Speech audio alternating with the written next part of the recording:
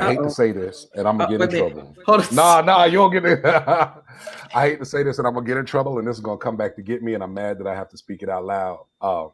But there are often times that you have to accept the future before you can see what it's gonna look like, and you have to get there. Listen, especially in business, man, there's plenty of days where no matter what your strategy look, you can strategize and plan and develop and coordinate and organize and all of that till the cows come home. And then one day you're going to have to choose and decide to walk down this road, even if it doesn't end up like what you planned for it to look like. Right. And you always want to, like Joy was saying earlier, you're always going through the journey. You're always trying to direct towards the end result.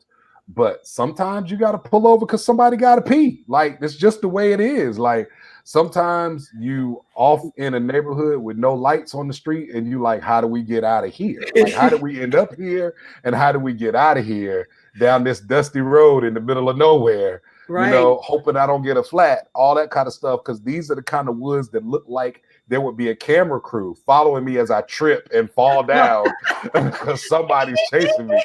Yeah. And it can look like that in our businesses sometimes, and we have to be aware of walking in that place and embracing that place. But Joy, there was something you said earlier that I really want to sit in for a little while, because you said your future impacts your past. And I don't know if a lot of people will get or recognize that, because that's the truth. Listen, the choices that we make today and for tomorrow can easily impact how we perceive and look back at what happened yesterday. I can make a decision today for something that I'm looking at for tomorrow that can now make me angry about what happened yesterday. Or I can make a decision today for what I'm looking at tomorrow that will now make me pleased or peaceful about what happened yesterday.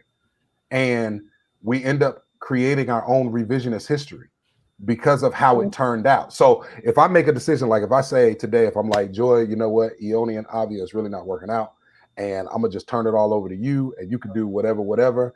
And then I go on to make $7 million. Listen, that was the best decision I ever made in my life. And I'll break Joy off with a couple of million and we'll be dope. But if I say that, if I make that same decision and then I see Joy takes the company and she makes $7 million and I'm working at Publix, it's now the worst decision I ever made in my life. You know? Yeah, I had to be a boss. At least it's high class. At least it's high class. Well, no, go to Trader Joe's. Okay. No, I'm gonna be with the people. Okay. I'm working at Walmart now because you said so. You want to be with the people? I'm at the neighborhood market. But it now is the worst decision I made in my life.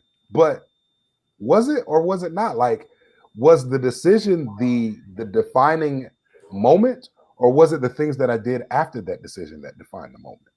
And that's the part that we lose sight of sometimes. So we have to be aware that your future can impact your past. It definitely can. It definitely can. That is